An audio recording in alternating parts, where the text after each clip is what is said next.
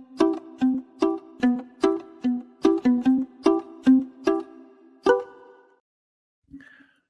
yo, yo. Welcome to another edition of Your Therapist Needs Therapy, the podcast where, generally speaking, two mental health professionals talk about their mental health journeys and how they navigate mental wellness while working in the mental health field.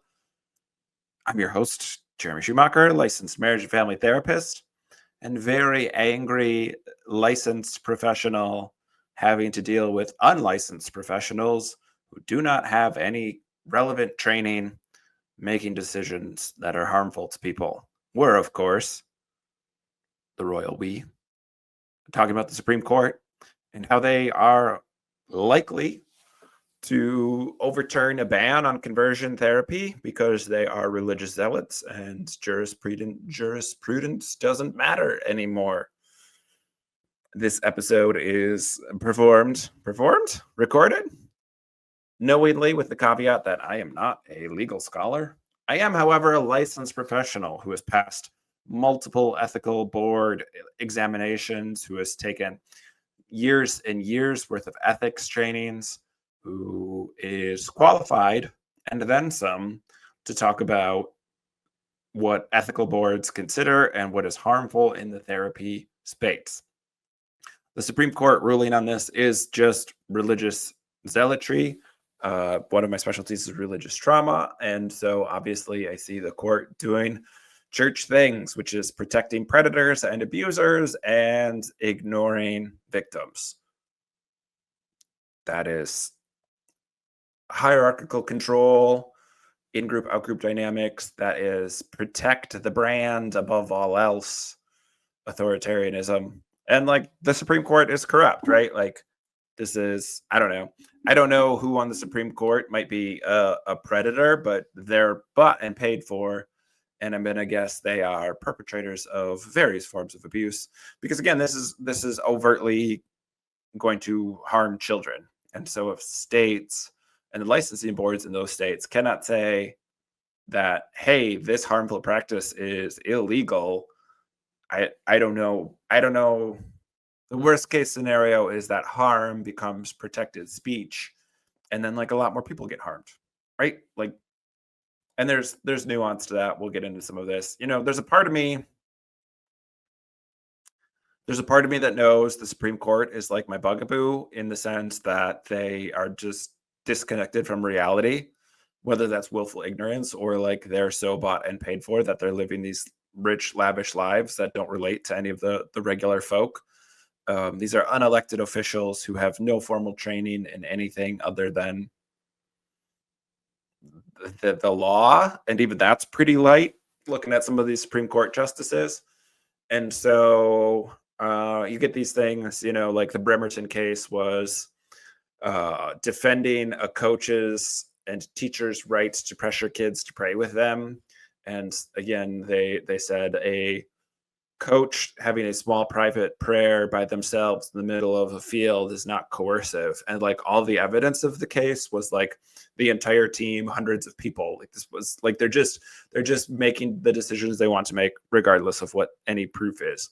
And the overwhelming proof for decades has been that A, conversion therapy does not work, and B, it's outright harmful. It is torturous for kids who are sent to conversion camps. They're abused. The abuse is horrific. The harm is lasting and long-term. It's just outright traumatizing people for a view that is based in religion and not science. And so initially, when the court said we're going to review it, it was like, well, obviously they're going to overturn the ban because like this is up there with overturning abortion for what the religious right has wanted. And that is who is bought and paid for the Supreme Court. It's the Heritage Foundation. And so other people too, I'm not so naive as to think it's just the Heritage Foundation.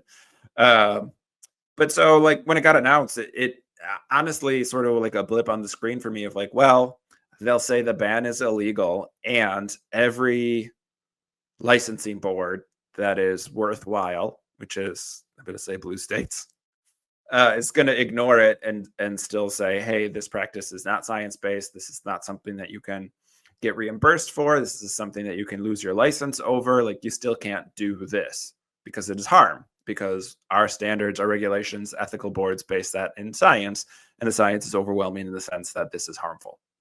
And so, right, in sort of the do no harm oath, we don't have the Hippocratic oath. It's not a doctor's thing, but that's the doctor's version. But therapists have it too. Ethical boards have it. To maintain your license, you must practice in an ethical way. And so there's already rules and regulations, even without this outright ban, to say therapists couldn't be doing conversion therapy, and any client who is forced to undergo conversion therapy could report that therapist, and there would be accountability there. And so it's going to try. Initially, my take was it's going to try and undercut that and just reduce the accountability. But like, people are still doing conversion therapy. They're just not licensed therapists. The accountability is in the licensure. And so, pastoral counseling and whatever sort of weird weeks-long programs out in the middle of the deserts that people are sending their kids on, that is like part grift and part abuse. Those things still exist, and we know they're harmful, and there's just no regulation around it, right? It's life coaching, or it's a specific religious sect is doing it, not as therapy, not anything close to licensed counseling. And like, those things exist. Again, like Mike Johnson's wife is my go-to example. This is true. She was practicing some version of what she called pastoral counseling as, the humors in your blood are unbalanced. I'm not making that up. That's really what she was doing, and apparently getting paid for. Who's giving the money? And so again, like, religious bigots who want to abuse their gay kids and their trans kids and whatever, gender nonconforming, are already spending money and finding bigots who will abuse their kids for them. Like, that didn't go away because of a ban on conversion therapy. The ban on conversion therapy just said, for licensed professionals, this now comes with the accountability that you could lose your license for doing this because it is harmful. And so, yeah, I mean, that's undermining that accountability. That's bad. I'm not dismissing that, and I don't mean to minimize it. It will be worse in red states than blue states because their regulations and their boards are probably bad. But like, I can speak from the perspective of a marriage and family therapist. I'm an LMFT, right? And like, the 49 of the 50 states all have pretty consistent regulations across the board as far as what ethics look like. California is the one outlier, and it's actually stricter, which is not a bad thing. It's just, as a therapist, you're sort of told like, hey, California's the weird one, so if you move there, you're probably going to retake your tests for licensure. But like, the ethics for what therapy looks like are pretty solid. And on I'll say monthly basis, I try not to go on like the therapy Facebook groups anymore. All it does is make me think poorly of my profession. But when I do pop on, it's people doing things unethically. It's therapists who have their employees listed incorrectly as 1099s because they want to complain about the systems, but then not pay into the systems, and they want to, whatever. I'm not going to get on my 1099 soapbox. Therapists, be better.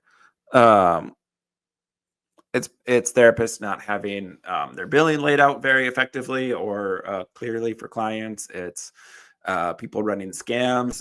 There's the cannibalistic nature of therapists charging other therapists for trainings and all this stuff that you do when you open a new practice. Like, there's lots of things about therapy that I don't like, that are, I would argue, unethical, but not threatening your licensure, right? That are either capitalistic or are, not client centering things. They're practices that I frown on and are not unethical to the point of you're going to lose your license. There are things that if your therapist is doing this, go get a different therapist. Like, a lot of those things that I listed are just business practices. They're probably not even that harmful to clients, other than shizery billing, like hiding your billing and not being clear with that is a bad practice that does harm people.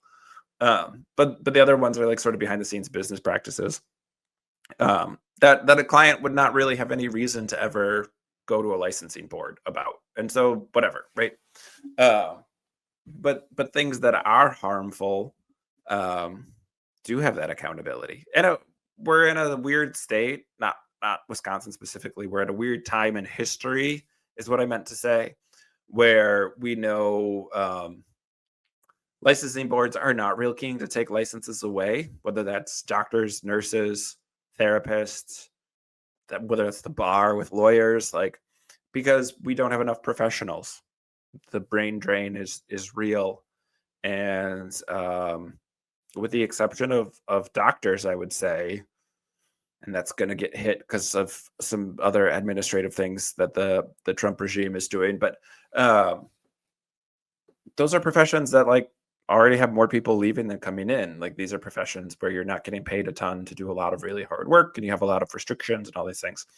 And so licensing boards are not real keen to take licenses away. I've seen some pretty surprising things and some repeat offenders who have kept their licenses or been put on probation. And like some of that's fine, right? Like some of it is you messed up your paperwork or you did something, administrative that wasn't harmful to clients, but you should have known better. Should have in quotes there. Fine. Like, right, go do your own therapy and do your continuing ed and your ethics and stay licensed. Like if it's not harmful to clients, fine. And this is harmful to clients, right? Like conversion therapy is torturous. Conversion therapy doesn't work and it's not based on science and it does harm. Like there is no reason to have it. But like I said, banning the ban doesn't do a lot because the ethical boards shouldn't change. Now, in the meantime, I have sort of been reminded that nobody has particularly stood up to fascism very well other than individuals because the corporations have figured out, which like that always happens. Capitalism's never going to stand up to fascism. They're two sides of a same coin. Roughly, that metaphor doesn't work perfectly, but like that was never going to happen. If capitalists can make money, they're going to support anything. There's no morals there. There's no guiding principle other than making money. And so whatever, that's that. But I'm not sure how much the licensing boards will actually stand up to this, which is unfortunate. But, we have seen the Ivy League schools somewhat sort of go along with this regime, even though they should know better, and they certainly have the clout to stand up. Now, the resistance has hit a little bit. There are more colleges not agreeing to the funding pact that they're trying to force people to do. And like, again, this is Trump's a con man, so he's not going to pay out anyway. Like that's his entire life history. The government's shut down and we're not paying veterans, but we're starting the ballroom that he wants to build for $250 million. It's a real let them eat cake situation during the government shutdown. Apparently the Supreme Court still works, which is unfortunate because it's good for my mental health when they're not in session.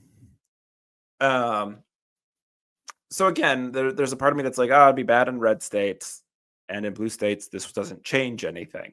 But I think what will change, and where I'm not trying to be a doomer here, but the larger alarm is less about the conversion therapy ban, because good therapists haven't been doing conversion therapy forever, and the people who are doing conversion therapy have never been licensed therapists. Maybe like through the 70s and 80s, like the James Dobsons of the world, right? And like, fuck that guy. He hurt a lot of people. I'm an atheist, so I don't believe in hell, but it's unfortunate in this case because if somebody deserved to go to hell, it would be James Dobson. And yeah, but like, he didn't keep his licensure. Like people like Jordan Peterson or Dr. Phil are not still licensed. Like the people who are doing harm under the guise of quote unquote psychology or wellness or whatever aren't being licensed because they know what they're doing is harmful. It's just a grift, right? And the supreme religious zealots who are doing some of this stuff are also not getting licensed because that would be engaging with the secular world, and they're not going to do that. So whatever, whether it's they're true believers and they're doing harm because they're misguided in their belief, or they're grifters, the people who are doing this haven't been licensed. And so yeah, that's the gist of it. The wider picture, and I think the larger issue comes into where doing harm becomes protected speech. So now in the name of religion, we can hurt people. and that's what's being like legalized, right? And so in this sense, it's you can't ban conversion therapy. They're not like saying you have to do it. They're not compelling it, but um, it's going to lead towards more and more authoritarianism and more fascism, in the sense that now doing harm is legal because it's protected speech. And so freedom is the freedom to do harm, which is like that doesn't make any sense. This is why the Supreme Court bothers me so much, because nothing they do makes any goddamn sense in the real world. It's all just like hypothetical bullshit that they, you know, the gun laws have to be based on history. Well, like, great, then you can't keep gunpowder in your house, which means you don't get to have any ammunition. That's historical precedence. Like, what the fuck are we doing? Oh, they're irritating. But so then doctors can start saying they're not going to do gender affirming care, protected free speech, and then they're going to go so far as to be doing the opposite, right? To try and force detransitions to try and do some of these things. So like, this feels less like in and of itself terrible, horrible, awful thing. This is a bad domino to fall that will lead to significantly worse things. So then when there is abuse and there's outright harm, we're having to deal with the legal question of like, but is it protected? And like, that's fucked, right? Like, that shouldn't be what anyone who's going to get help should be experiencing. And we shouldn't be pretending like there's some sort of legal debate about these things.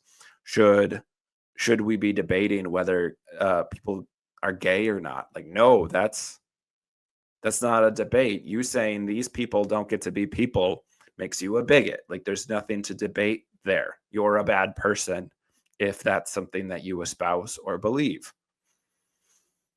A professional who is sworn to do no harm, doing harm and saying, I have the legal right to do that, is bad. It's a bad thing. Harming someone else on purpose is a bad thing. There's, I don't know, and so this feels like not a surprise, I think, for people who actually read Project 2025, which is what's always been going on. Again, a not surprising but deeply disappointing failure of media, and just a complicity, right?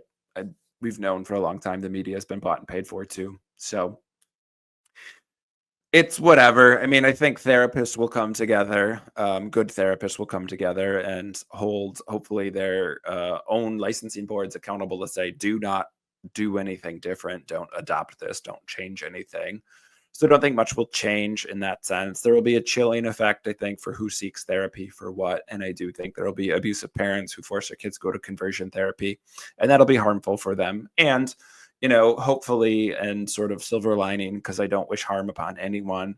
There are more and more people who are aware of things like religious trauma. There are more people who are being trained to work with it specifically. And so when the harm that is going on now will continue to happen and maybe get worse, there will also be more people there to be helpful. And like, that's not a silver lining in any sort of like useful sense. Again, like, the harm's been done. So it's good that there's people to be helpful on the back end, but it's not a preventative measure, when like it could be, right? Like, we could just be using science and data and established good practices and helpful ethics based on like what is helpful to people to be, making society better instead of worse. I don't know. I wouldn't be Supreme Court justice if I was interested in making the world a better place. Ew. But yeah, no, I think this is a domino that falls that is short term not as bad as some people are catastrophizing, but long term probably much worse. This legalizes a lot of abuse, and this legalizes a lot of people who are overt snake oil salesmen, overt abusers, which is like, hello, that's always been organized religion. That's the church. Science and data. The number one profession most likely to abuse children is religious leaders. So, that's not new. But again, so So none of this is a surprise from the Supreme Court. Of course, they're going to overturn it. Of course, this is what they're going to do. It's not going to be based on anything. They can't quite agree on how or why they're getting to this ruling, but it is pretty well broadcast that this will be the ruling. It's like the weird thing about the court right now is they can't agree on how to like legally bastardize whatever precedent exists so that they can say what they want to say. They're so inept that they're so devoid of reality that they can't agree on how to get there. There is no actually logical way that they're getting to the places that they're getting. But like that's not relieving, you know. That's not nice to live through that time with this nonsense. So I think the short-term fallout will be felt in red states, and I think the long-term fallout will be bad. I think again, this will be part of the anti-vax movement. And part of a play into some of the legal court stuff around people who don't want to get their kids vaccinated. This will play into school districts not wanting to vaccinate people. Again, someone like Ryan Walters, who has stepped down in Oklahoma, but he was like the guy who wanted to spend millions of dollars on buying Bibles and forcing them to be in classrooms, like things that were settled precedent before we had religious zealots on a 6-3 majority on the Supreme Court. So I think the application of this will be much wider than conversion therapy. And again, I'm not a lawyer, so I don't understand. I'm sure somebody who's a lawyer would be like, ha ha ha, that's a laughable suggestion. But like, why we can't just sue Congress people for like practicing medicine when they're not trained? Why the boards, I know why, it's money. Money is the answer to this, but like why we can't sue these people for malpractice when they're practicing without a license, because that's what this is. Like this is saying therapy, you should be allowed to do this. And they're saying, well, we're making a legal argument, not a therapeutic one. But like it's practicing medicine, it's practicing healthcare without being trained in it. But like that's so normalized in our culture, not just the grifters and wellness folks, but like that's every insurance company spends a lot of time, unpaid time on the phone arguing with people from an insurance company who aren't licensed, saying what I'm doing isn't covered or I don't need that many sessions. So like this is an oddly, fairly uniquely American thing. But again, I think the harm from just that strict legal perspective is going to get worse as time goes on. But I think the harm to the LGBTQ plus community is like, this is super triggering for anybody who's had to go through is a survivor of abuse from conversion therapy. But also like this drags into the conversation, like, is it okay to be queer? Like resounding yes, right? We know humans are queer, we know nature is queer, we know other species are queer, we know that biology does not care about your preferred fantasy book club, whether it's whatever religion that describes. Biology doesn't care. That's not what reality is beholden to. And so, but yeah, the bigots will be emboldened and it'll get worse for the marginalized communities, which again, like I think is the point of the Supreme Court, right? Like that's been the goal all along, is to harm marginalized people and strip their rights away. This is land of the free if you're white and wealthy. Man, fuck the Supreme Court. They are the dirt worst. And for country that claims to be great at democracy and good with freedom, something like the Supreme Court should have term limits and should probably be voted on and not unelected officials. So hopefully I'm on team collapse. Hopefully it all burns down and we get to start fresh. If that doesn't happen, hopefully whoever's in office next fixes the same Supreme Court. Assuming we're not just fascist for the next decade plus. I think we have this idea that that's a separate topic. Look at me. An episode under 30 minutes. Unheard of. No, I mean, other people have talked about this, and probably if you follow me on Instagram, I will share as I see folks. Some people I'm sure are saving their analysis for when the ruling actually comes down. I'm just assuming it'll go the way where they're going to overturn the ban because they're going to side with religion, of course. It's part of Project 2025. So they've wanted this for a long time. Of course, they're going to do it. Roe v. Wade being overturned didn't slow them down at all. So this is a nothing burger to them. So I think other people's analysis is going to wait till the ruling comes out, but I'm pretty sure. And maybe I'm wrong, and that would be delightful, right? Last time I publicly prognosticated something about politics, I was wrong. So I would love to be wrong. It would be great to keep that, to say that harmful practices should be banned for licensed professionals. Like, that shouldn't be a hot take or controversial in any way, shape, or form. But, we're at a time in history where concentrated power is concentrated to protect itself, and nothing in our hierarchies and power structures in our government are protecting marginalized communities, which is pretty accurate for history writ large. But we were trying to be better. We, the royal we, not the government. Again, I'm on team collapse, so like and subscribe and follow through. Hopefully that. Yeah.